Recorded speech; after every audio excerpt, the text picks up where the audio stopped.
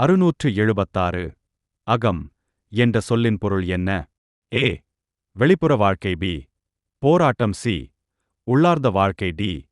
அரசியல். சரியான பதில் சி. உள்ளார்ந்த வாழ்க்கை. 677 புறம் என்ற சொல்லின் பொருள் என்ன? ஏ. காதல். பி. உள்ளம். சி. வெளிப்புற வாழ்க்கை. டி. துறவறம். சரியான பதில் சி. வெளிப்புற வாழ்க்கை. 678 அகத்திணை பாடல்கள் எதை பற்றி பேசுகின்றன? ஏ. போர். பி. அரசியல். சி. காதல். டி. நீதி. சரியான பதில் சி. காதல்.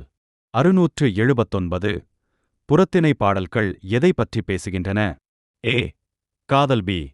குடும்பம். சி. போர், வீரம், கொடை. டி. துறவறம். சரியான பதில் சி. போர், வீரம், கொடை. 680 கீழ்க்கண்டவற்றில் எது அகத்திணை? ஏ. கரந்தை. பி. வாகை. சி. குறிஞ்சி. டி. காஞ்சி. சரியான பதில் சி. குறிஞ்சி.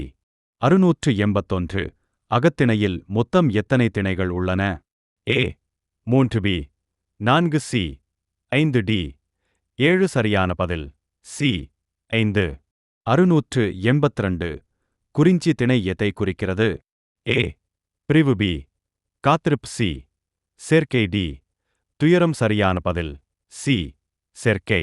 683 முல்லை திணை எதை குறிக்கிறது? ஏ.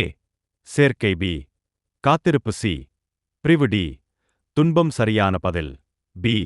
காத்திருப்பு. 684 மருதம் திணை எதை குறிக்கிறது? ஏ. சேர்க்கை. பி. காத்திருப்பு. சி. ஊடல். டி.